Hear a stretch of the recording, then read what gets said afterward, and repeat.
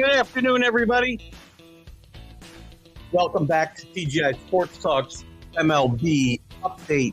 I'm your host, Keith Engle. A couple program reminders to let you know about. Check out our college sports huddle from Wednesday night. It's a little abrupt end to the music, right? Because it didn't quite end either. That's all right. Check out our college sports huddle from Wednesday night. We went through the brackets, and some things are going well, some things aren't. But check that out. We'll have an interview. I was supposed to have an interview with Jim Kern, former Major League Baseball player, coming up this week. He had to put it off. He's been sick the last couple of weeks. So we hope to see him soon. I want to get this thing fixed in my background here. I'm sorry. Driving me nuts. Let's do that. All right. So we'll have Jim Kern coming up soon. I am doing an interview tonight that'll air next week with Kermit Washington, former NBA player. He's had a life of highs and lows. One of only 7 guys in college basketball to average 20 rebounds and 20 points a game for his career. Had a star-crossed NBA career, some good, some bad. The punch with Rudy Tomjanovich, which almost cost Rudy his life, biggest among them. The lows in his NBA career, some injuries that curtailed that career. But it's an interesting story, and we're going to let Kermit tell his story in his own words tonight, and we'll have that on next week. We'll let you know. But today we're going to talk some Major League Baseball. We'll talk some WBC, some controversy with injuries, obviously. Listen. Guys are going to get hurt whether they're playing in the WBC or they're playing in spring training. Let it go, man. You play for pride. I just did a vlog. Watch it tonight. I think I set it for 7:00 tonight because of the interview. It was actually that did not end Rudy's career, Rick. He came back and played after that and played fairly well. It wasn't, it nearly ended his life, but it didn't end his career. He played several years for the Rockets after that, and some of it pretty well. So, anyway, what do we got here, CA? Sorry, you missed the basketball. Notice ESPN's second chance bracket. I didn't know we had that. TGI should do one well before fantasy. We'll look into that. I didn't know if there was a second chance ballot. We'll take a look at that. I want to get into some Major League Baseball today. There's some news around. We'll talk about the real Major League Baseball, and then we'll talk about the WBC, which is an important tournament. Forget about the injuries. Watch my vlog because I'm going to go into this. And good afternoon to you, by the way, CA. Good to have you with us. I go into this in my vlog in great detail, and I don't want my head to explode like it did during the vlog. But people want to rip guys for playing for money, just collecting paychecks, and they're spoiled billionaires now, at least multimillionaires. We rip them for that, but when they go play for pride, we rip them for that. What are we doing? Oh, gosh, you can't have it both ways, guys. So anyway, that's kind of leads the news today in Major League Baseball. Is Edwin Diaz, the Mets closer who had, nearly a perfect season last year, is expected to miss the season with a torn patellar tendon. He didn't get hurt on the field.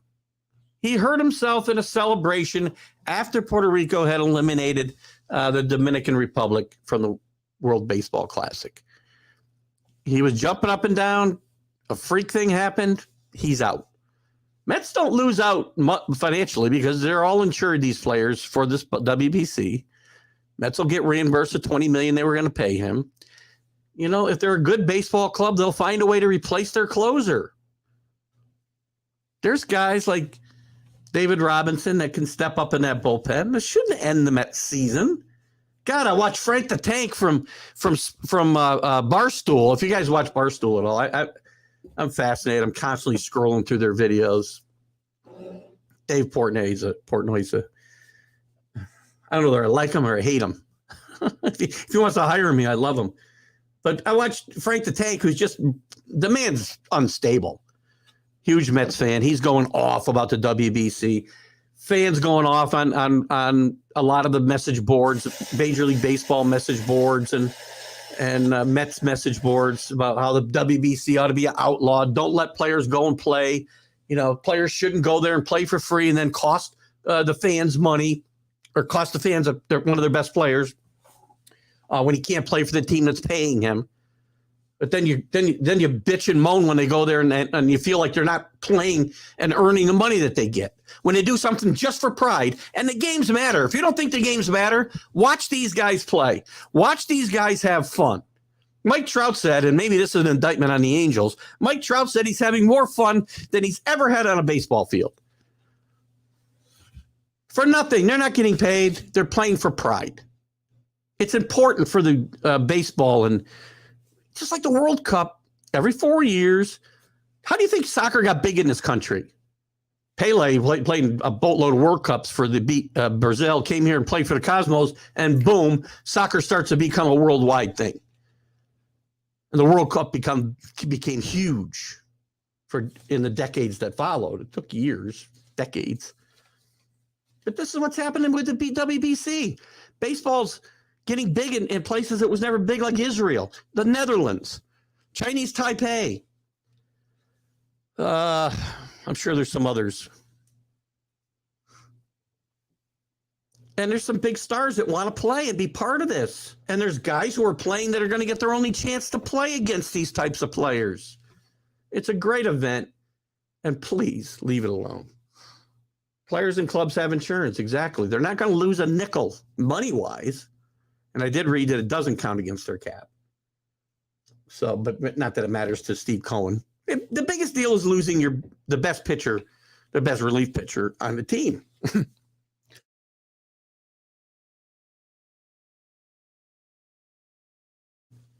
Sorry, guys, we're still struggling a little bit. We're much better, by the way. Thank you, but we're still struggling a little bit here.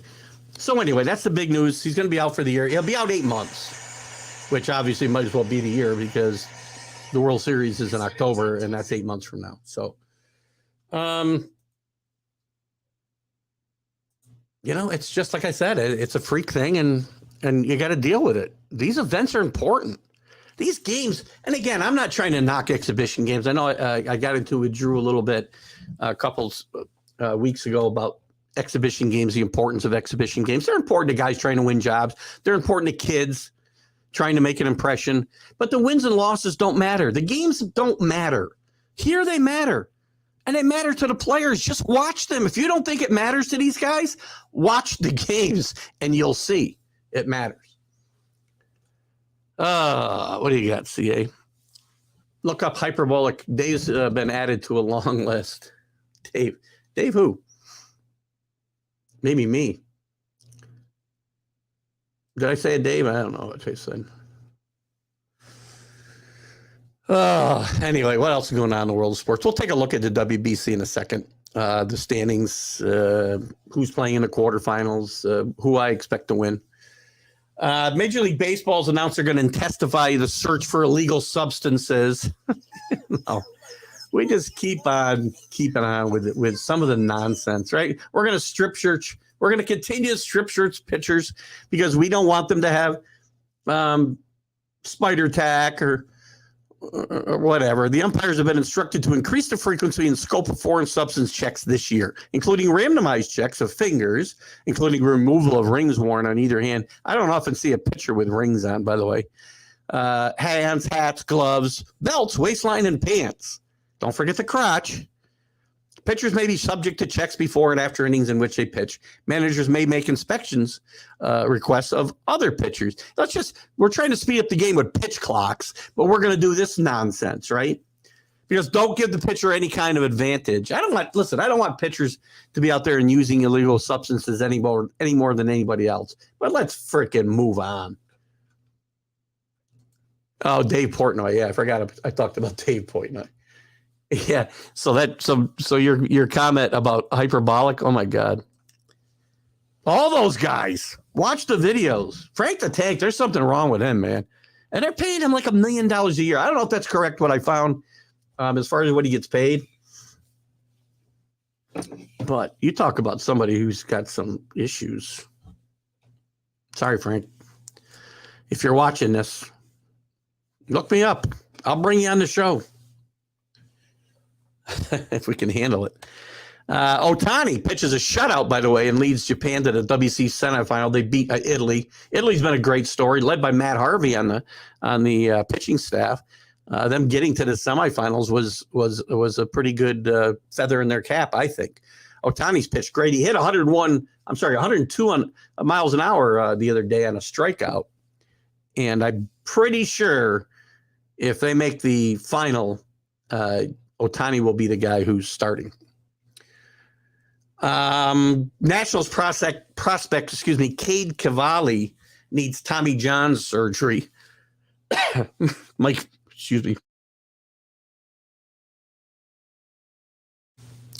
Rizzo did announce that on Thursday. He's one of their top prospects, and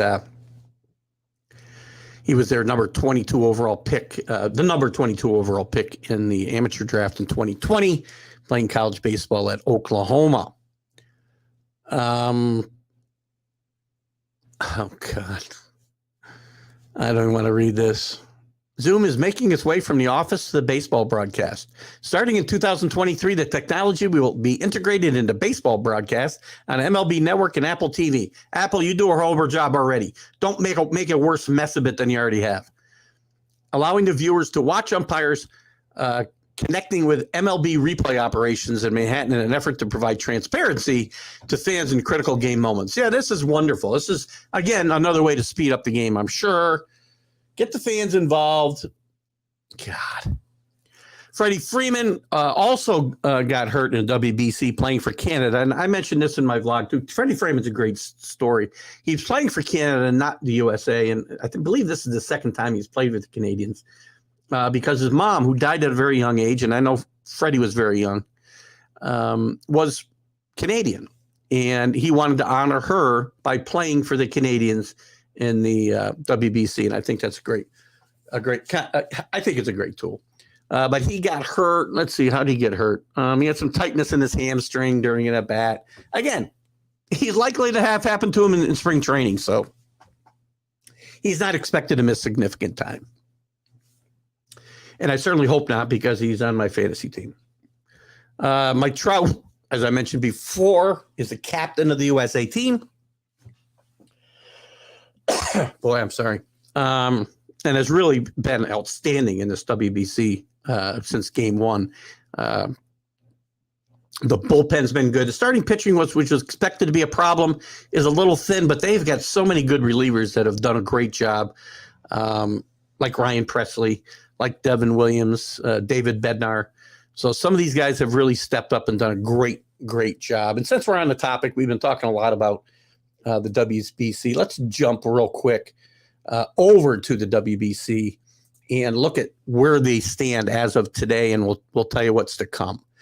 So the standings, Pool A had already wrapped up. Cuba and Italy both advanced to the semis. Italy lost already to Japan. Cuba will be playing. I think Cuba might have played Australia, now that I think about it. Somebody told me this morning.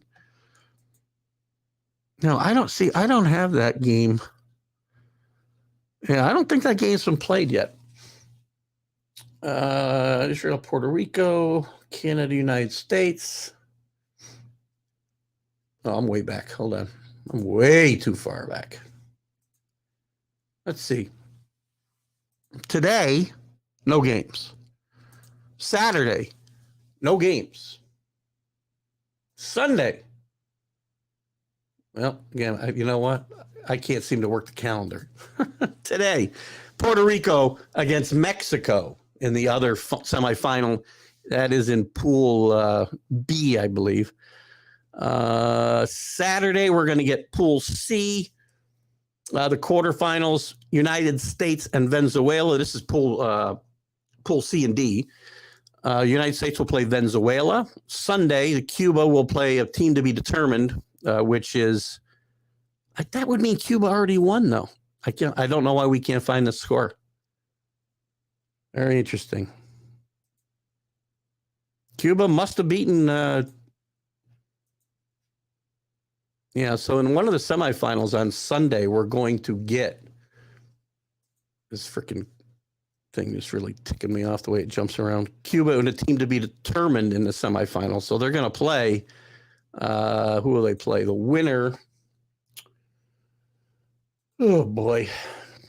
Sorry. Cuba's going to play.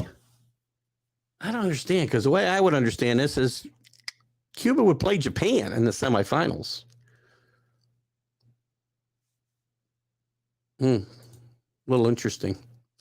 Anyway, here's what I expect to happen.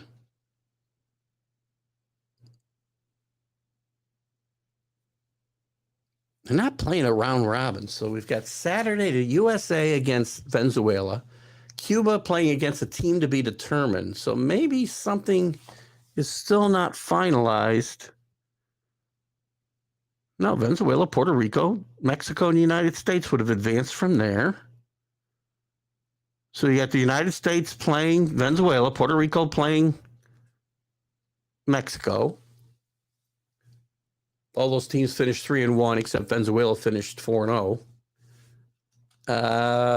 Cuba and Italy, Japan and Australia. So I'm guessing Cuba somewhere along the lines they beat Australia. I'm not sure where, which would mean they would play Japan. So I'm confused to the why there's a TBD there. We'll check that out and find out for you. Anyway, what I expected, Japan's been like unstoppable through this whole thing. They haven't lost a game. I would expect the final to be Japan and the USA. And that game would be the championship semifinal, I believe, would be on, is it Sunday? The championship's schedule is Tuesday. And I expect it to be, this is going to be played in Miami, Florida, Lone Depot Park. I would expect it to be Japan and the USA. And I think Japan might just beat the USA. I really do. I saw this earlier, not baseball related, but Kennesaw State. Is this a final?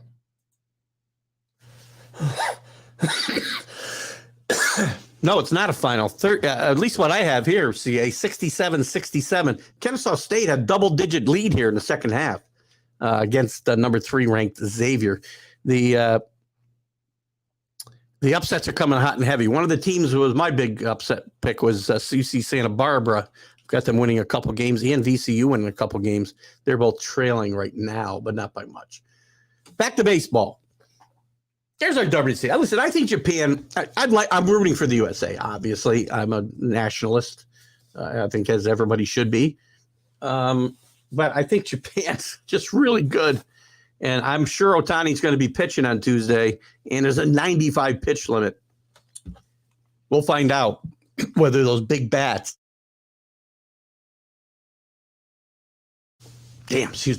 Where those big bats of the USA will be able to withstand this, and whether the USA pitchers will be able to contain the Japanese offense. Should be a lot of fun. I don't know how long we'll go today. We'll see how your comments take us along. I'm going to go through a couple of things that I found interesting. I'm not looking at this from a fantasy standpoint. These things could be ranked based on that. But I'm going to go through a couple of the ESPN pluses predictions, just about 5 teams that most likely to take a step back in 2023, and also 10 players that may turn out to be busts. And we'll talk about whether I agree or disagree, and we can bring up other players as well. Too close to call if we're talking about Japan against the USA. I agree. I think it'll be a great game. I think there's a lot of great matchups here. I really think, the USA working to get out of their quarterfinals is going to be a good game against Venezuela. And then if they got to play Puerto Rico or Mexico, I think that also will be a good game. So let's take a look at these. Here's the 5 Major League Baseball teams most likely to regress this year. The Seattle Mariners last year, they were 92-70. Pacoda, whatever the hell's Pacoda. Let's take a look at what this is. It's probably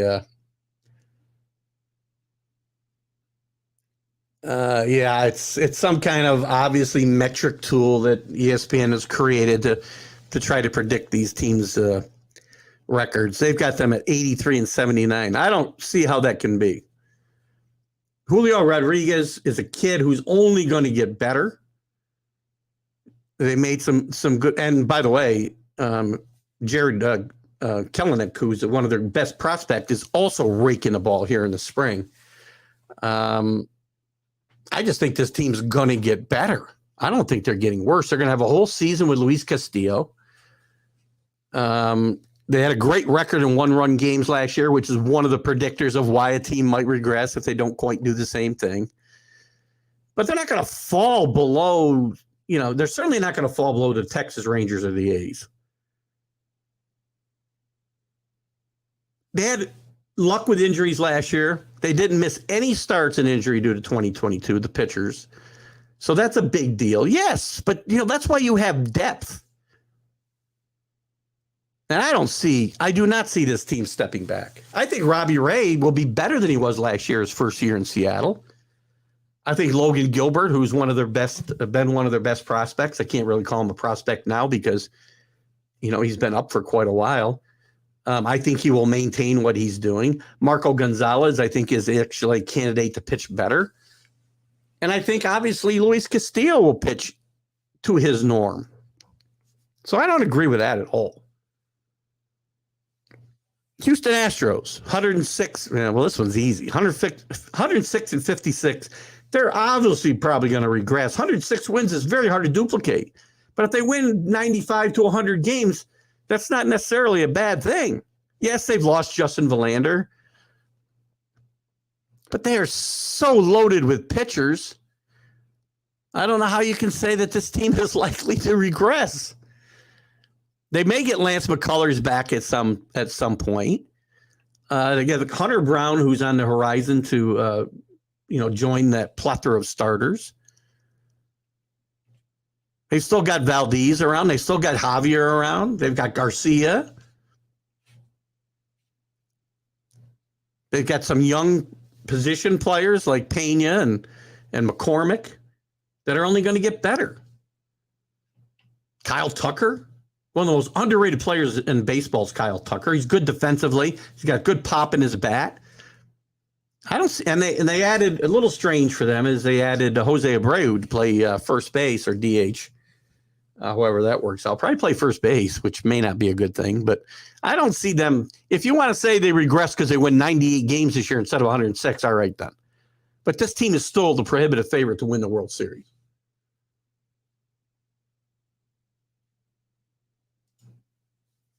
Xavier and Kennesaw State still tied. Talking about Rudy, little basketball talk, because I'm going to be interviewing Kermit Washington tonight for airing next week.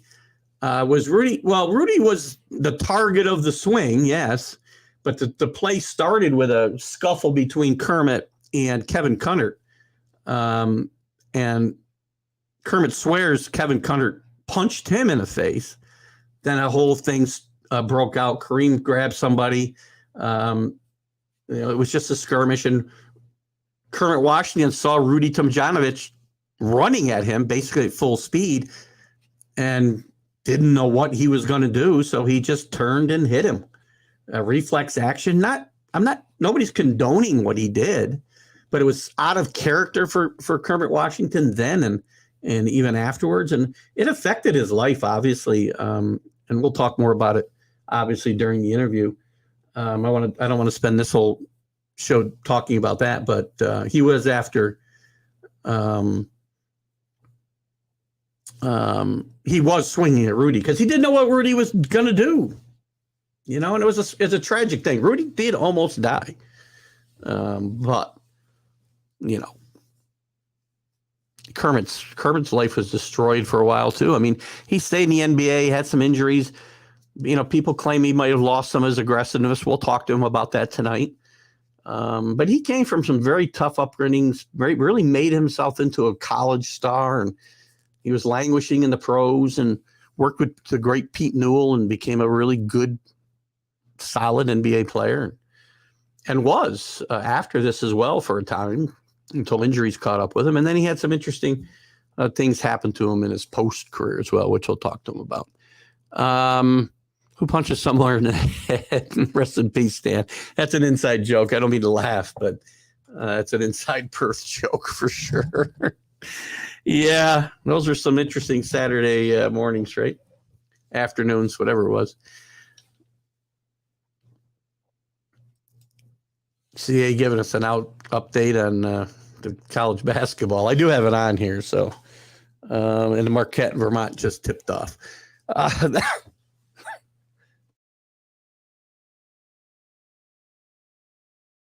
I got to go sit in a nebulizer and get rid of this cough before I do the interview tonight. St. Louis Cardinals, 93 and 69, 86 and 76. I don't doubt that this will happen this year. You know, this is a team last year that was relying and will rely this year on 41-year-old Adam Wainwright, Miles Michalakis on top of the rotation. Jordan Montgomery came over and pitched better than he is. Then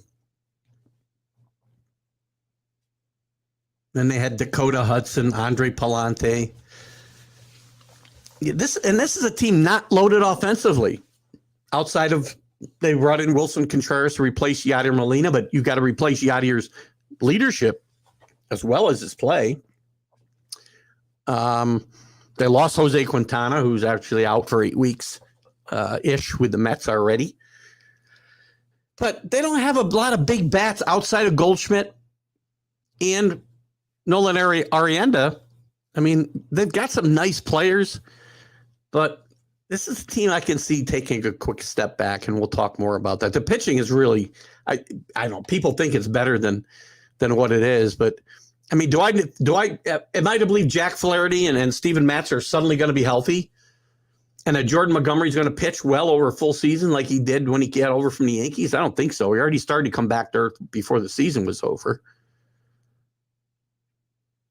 So there's some possibilities, but we'll see. The Yankees, 99 and 63. Their projections have them 97 and 65. Is that really regressing? I'm not sure what to expect from this team, quite frankly. I haven't seen enough to show me that this team is going to hit elite pitching in the postseason any better than they have the last half dozen years or more. They already have injuries, big injuries. Harrison Bader's out for a while. By the way, he was supposed to play in the WBC, but he stayed in spring training and got hurt there. Just an FYI. Carlos Rondon is out for we don't know how long with a left forearm strain. This guy was hurt all the time in Chicago. Frankie Montas might be out for the season, might be out for the first half of the season. Didn't pitch well when he did pitch, so does it really matter? Tommy Kahnle's already hurt. Lou Trevino's already hurt. Bader, I mentioned. Bader's out. You might have to play judge in center field every day. The Yankees don't want that. So Stanton better dig his bat out of the locker. Now I don't want Stanton in the outfield basically because he's going to get hurt. But quite frankly, the numbers say that Stanton hits better when he plays in the field. So maybe that won't be a bad thing. Now, the Yankees win 97 games, they're making the playoffs. So I'm not really too concerned about this projection. Well, this one is bound to happen. The Dodgers won 111 games last year. They've got them regressing to 95. They may regress further. Madman Mancini, that famous Los Angeles hater, has them winning 70 games. That's not going to happen. But the Dodgers, I think, are going to have a hard time making the playoffs and winning 90 games. They lost Trey Turner in free agency. They lost Gavin Lux when he tore his ALC, and he's out for the year. ACL, sorry, he's out for the year. They lost a combined 42 starts when they lost Tyler Anderson and Andrew Haney. I don't think Andrew Haney's a huge loss, by the way, anymore. I think he's a big gain for the Rangers.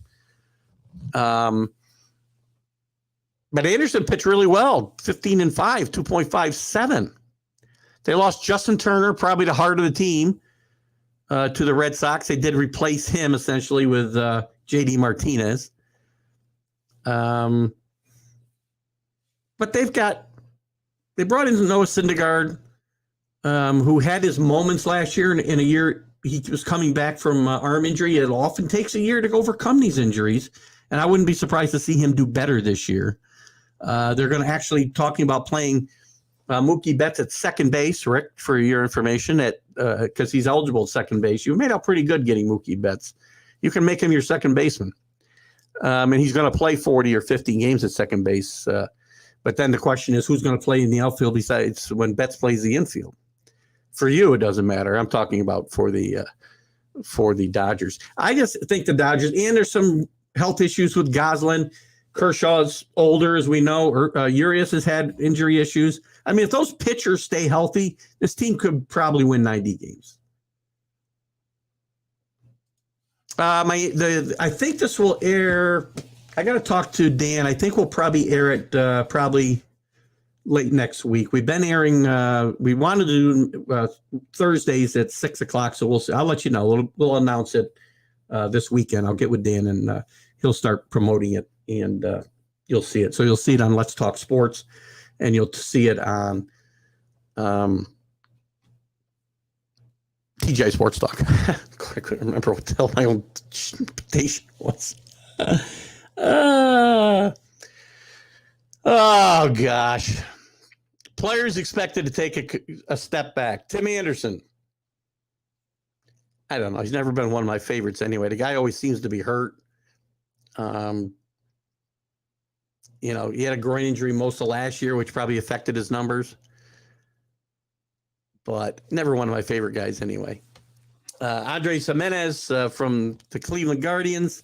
He's one of the best defenders in baseball, which will keep him in the lineup no matter what happens. And he's got great speed, so he's going to steal 20 or 30 bases in a league that doesn't steal bases anymore. But maybe they will now, because you can only throw to first base twice, and the bases are bigger, so we want to artificially inflate stolen bases.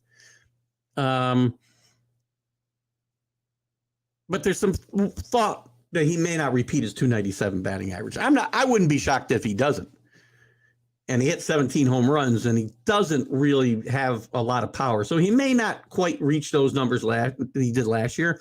But given his speed and given his defensive prowess, I think he's still going to be one of the better second basemen in the American League. Even if he hits 280 and hits 14 home runs. Paul Goldschmidt. I mean, Goldschmidt had an amazing year last year. We talked about Judge having a historical season. Goldschmidt wasn't that far behind him. He was chasing a triple crown for a lot of the later season in the National League. He's a year older. He doesn't have the type of bats around him to maybe protect him in that lineup.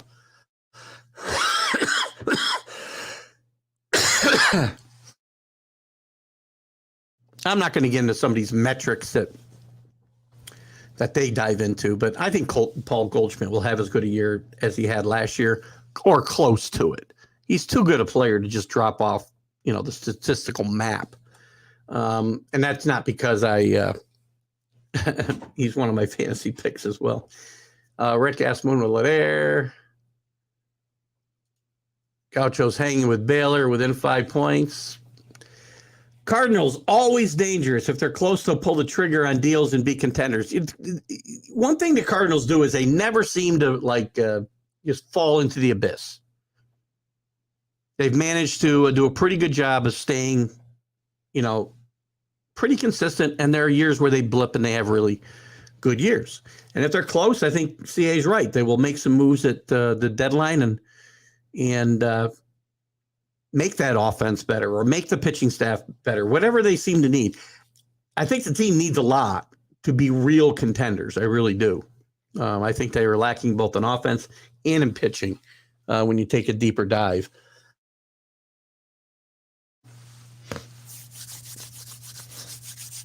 I see VCU only down by 9.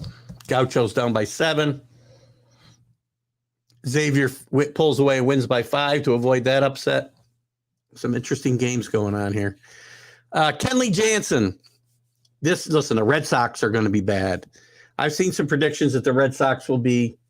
I think I went through the power rankings last Sunday, and they were like 17th. To me, they may be in the bottom 5. They're going to be really bad.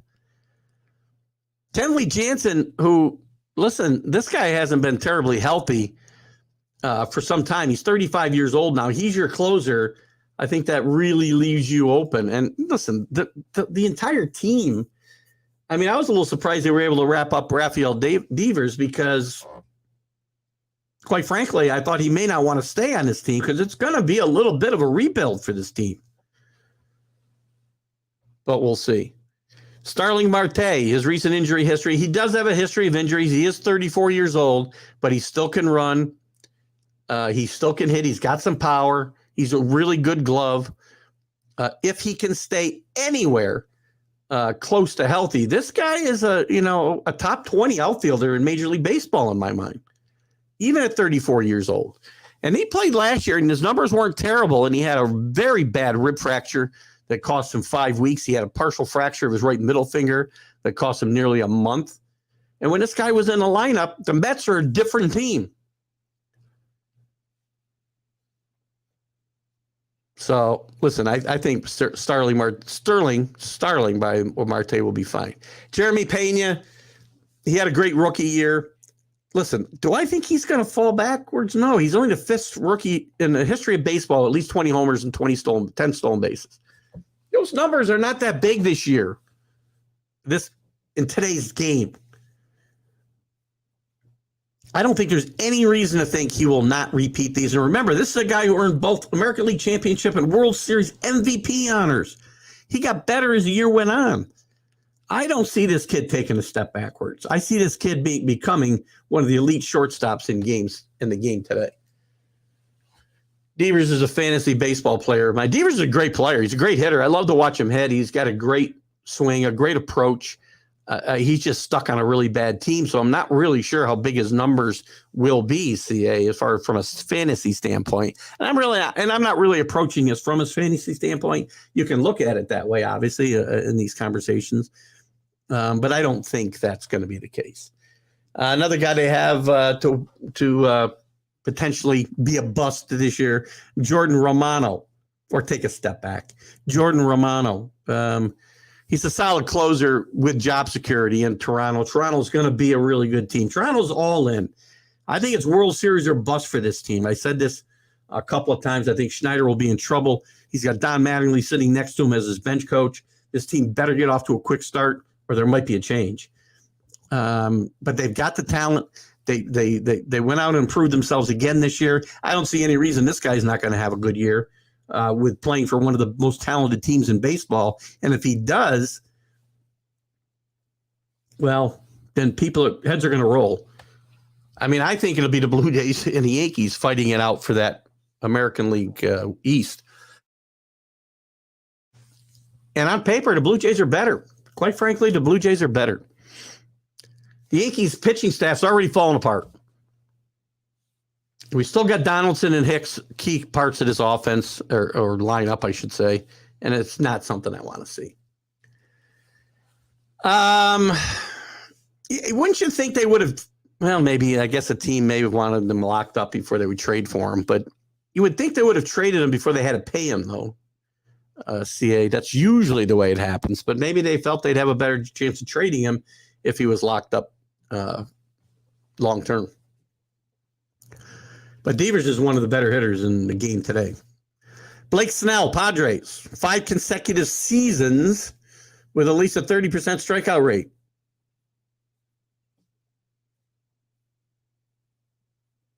ERA 3.15 last year. It's pretty much the same as his Cy Young Award winning year of 2018. What'd he do? I don't know what, he's got a combined 25 wins and 28 quality starts over the last 4 seasons. He doesn't win, but guys don't win. Starters don't win. We pay these guys a boatload of money. They don't win games because they don't pitch enough. They don't pitch enough innings to get a bunch of wins. But Blake Snell, I would say, is probably on the downside of his career. I think if anything derails the Padres, it'll be team chemistry and that pitching. Gleyber Torres had a bit of a bounce back year. It wasn't great. I think he'll be as good as he was last year. I think you saw what Gleyber Torres' ceiling was last year. I think if the Yankees have their druthers, they'll trade Gleyber either for pitching, third base, left field help, because they could plug in. If they trade for a third baseman, they can easily plug in DJ at second base. Probably DJ is going to start the season at second base, and DJ is going to be on the bench. But if Gleyber gets the at-bats, I would expect that he'll get the same kind of numbers he got before. If he gets traded to a more right-handed hitter-friendly park, tends to pull the ball too much in Yankee Stadium.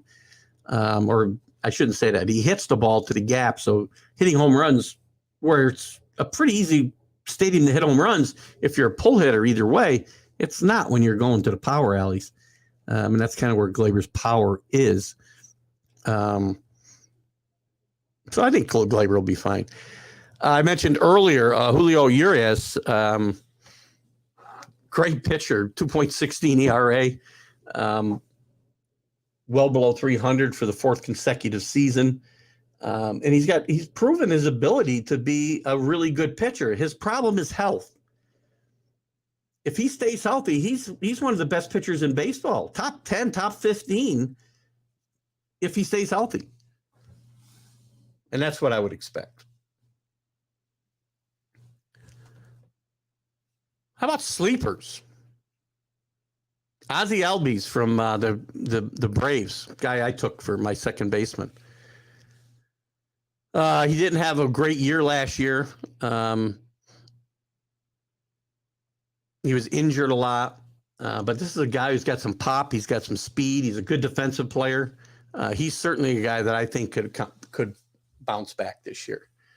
Guy who isn't bouncing back but could be a surprise, according to ESPN, is Tristan Casas from the Red Sox. If you're a Red Sox fan, CA, you may know about this guy. He's got sneaky power, and he does put the ball in play. But again, I just don't think this is a guy that is going to be a major impact player in the major leagues. We'll see. Ronzi Contreras, starting pitcher for the Pirates. Pirates are again counting on a bunch of kids. They're probably going to trade Brian Reynolds at some point before the All-Star break. I wouldn't doubt that. I mean, even though they locked up Cabrian Hayes, they may move him. He hasn't really moved forward, I think, how they would like him to the last couple of years since he's come up. He's still got potential to be a very, very good major league third baseman, but we'll see what happens there. Listen, Contreras is not going to contribute much to a really bad team. O'Neal Cruz for the Pirates, the 6'8" shortstop. This is a player I think is going to be really, really good. He's got some power. He's got a little bit of speed. He plays a pretty good defensive shortstop for a guy who's 6'8". It's going to be interesting to see if they don't move him at some point off that position, given the size and you know the amount of wear and tear you get as a shortstop. So we'll see how that goes. Reed Detmers from the Los Angeles Angels. He got demoted during the season last year and kind of changed his delivery. But he's expected to be in the Angels rotation this year. That might be an indication of where the Angels are heading, and why Mike Trout says he's having more fun than he's ever had playing baseball at the World Baseball Classic. Nick Gordon, Minnesota Twins. This is a guy who's been around a little bit. He's played a bit of a utility position and probably will in 2023. But he hit 280 last year. Played in 61 games, started 54 of them. Had a OPS of not quite 800, so that's not good. You know, in today's game, 780, 777 is not that great. So I'm not a big fan here. Hunter Green with the Reds, really bad team. I would expect him to kind of make a leap this year as starting pitcher and be up in the top 40-ish, let's say. He actually pitched really well in spurts last year. But again, pitching for a bad team, it gets lost. You don't see the wins. You don't see them going deep into games. Trent Grisham for the Padres is a guy I like a lot. You saw what he could do in the playoffs. He hit home runs. He's a terrific defensive center fielder. And if the Padres don't give him regular at-bats, they're going to be sorry because he's a really good defensive player. Now, he's got to hit for better average. It's not good if he's going to go out there and hit 15 homers, steal 15 or 20 bases, and hit 230. This guy's got to get the batting average up to 275, 280, and he will be a very valuable Major League Baseball player. Christian Javier, he's the guy who started all those combined no-hitters against the Yankees and the Phillies in the in the regular season and then in the World Series. But this kid can pitch. This guy's got filthy stuff, and I would expect him to take the next step up this year. Again, it's hard to judge starting pitchers sometimes because we got to look at the peripherals because wins don't really tell the whole story anymore because of the way the game's played. Josh Jung, I'll give a little shout out to Alan Perales' Texas Rangers. They've got a young kid named Josh Jung playing third base. He did struggle a little bit last year. Got out with a broken foot, which derailed his early season. He had some shoulder injuries later on. He's a guy who could have a breakout season this year, but again, health is probably something that needs to be watched when it comes to Josh Jung. I spoke earlier about Jared Kelenic. This kid's been raking it, by the way, in spring training. He hasn't really set the world on fire when he's got a chance to play with the Mariners, but I think he's about ready to break out too. Another reason I think the Seattle has not taken a step back, but a step forward this year. Another reason for that is George Kirby, starting pitcher. He's got some of the best control in Major League Baseball, and I think he's about ready to bust out along with fellow rotation mate Logan Gilbert. These are guys who got called up almost together in 2021, I believe. And I think it's Kirby's time to step forward and kind of match what Gilbert did last year. Who else do I want to talk about here? I'm getting a little tired of this list. Clark Schmidt with the Yankees. I expect Clark Schmidt to be a guy who steps up when the Yankees need starting pitching, like they're probably going to need at the beginning of the season, because we know that Rondon is out. It's possible that Chavez will be out to start the season. We never know what's going to happen with Severino, but I think Clark Schmidt may get that fifth spot in this rotation. If not, he'll be the kind of the sixth man, and he'll fill in. But with injuries right now to and Garrett Cole's banged up too, by the way. I think it's a near certainty that Schmidt's going to start the season in the rotation, and it's time for him. Last year, he pitched well out of the bullpen. He got shuttled back and forth to the minors. They didn't know whether they wanted to stretch him out, keep him in the bullpen. This is a kid who I think will have a chance to,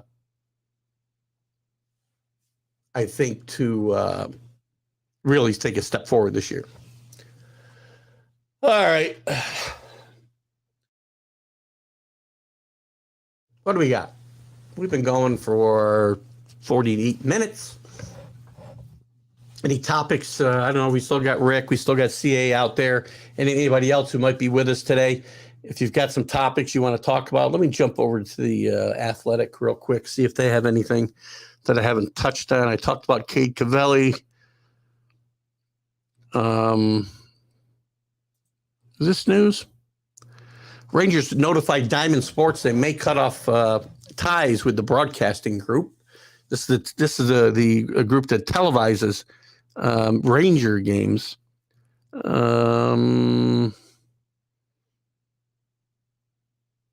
Yeah, because apparently they have not been paying the Rangers as arranged. So they're talking about either pay the money, and by the way, I believe the Diamond Group is in Chapter 11 bankruptcy. So it may be that they're going to be cutting ties there.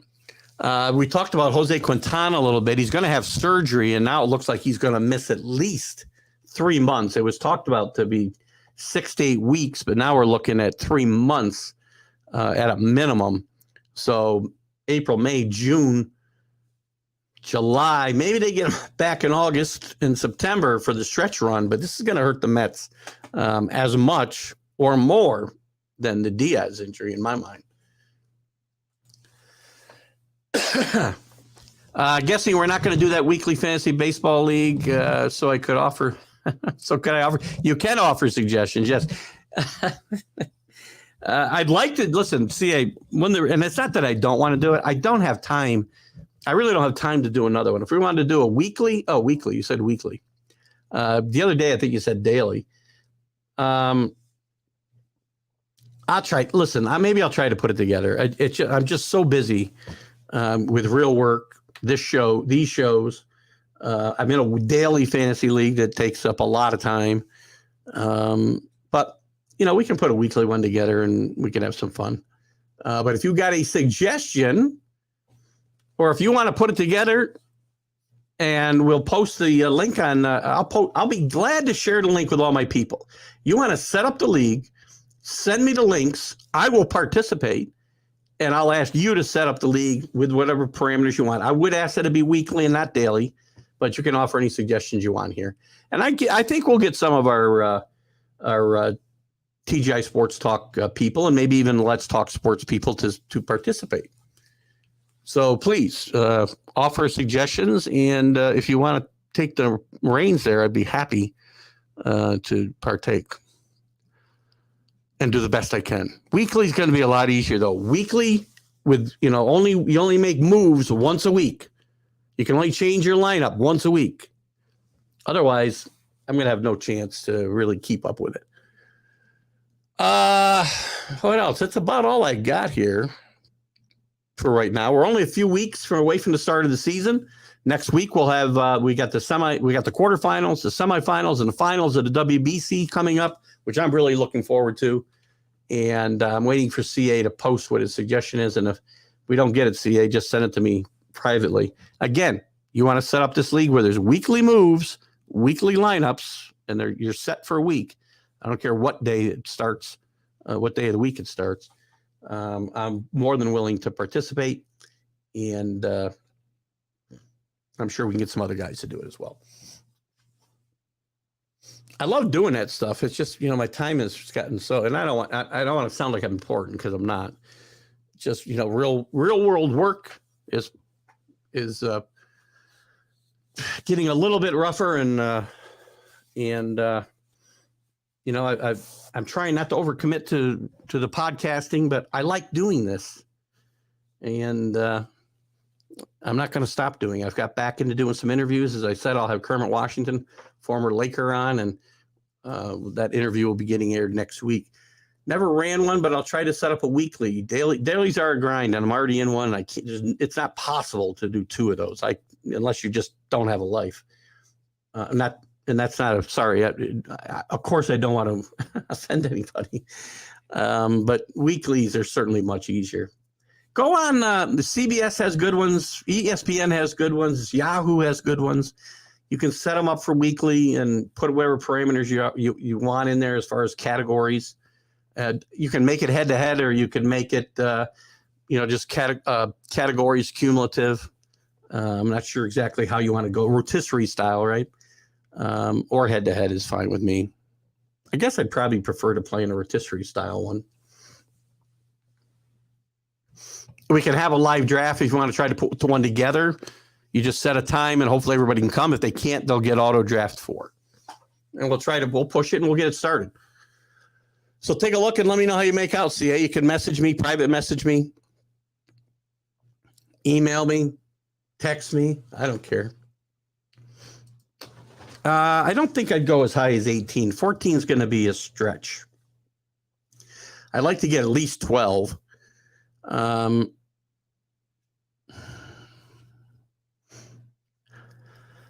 Why don't you do? I'm almost thinking 12, but don't go any higher than 14. Because again, I think it's not easy to get these things filled up, because there's so many things that people participate in now today. So why don't you do that? And I think with that, guys, we're going to call a show today. Good show. Thanks for participating, CA. This show's still looking for a permanent home. Once we get into the Major League Baseball season, we're certainly going to have a lot more to talk about weekly. We'll do a weekly recap of standings and scores and the stories of the week. still trying to figure out the best time to do it. Mornings are hard. I know CA would like a morning show. I don't know. I'm kicking around a lot of things as far as changes to the broadcast schedule on the shows, especially maybe Fridays, because Fridays have just gotten to be too much for me with work and this, and I do want to make it work though. So, what do you got, CA? 12. Yeah, I'd go for 12. I mean, maybe if we get more, maybe we can change the parameters before we have a draft, but I think that's the way to go, and then we can take it from there. Okay? All right, guys. Engle here. TGI Sports Talk Major League Baseball update. There'll be lots to talk about as we go forward. We had wait to reach WBC next week. I'm excited to watch these quarters and semifinals and teams we've played at a time.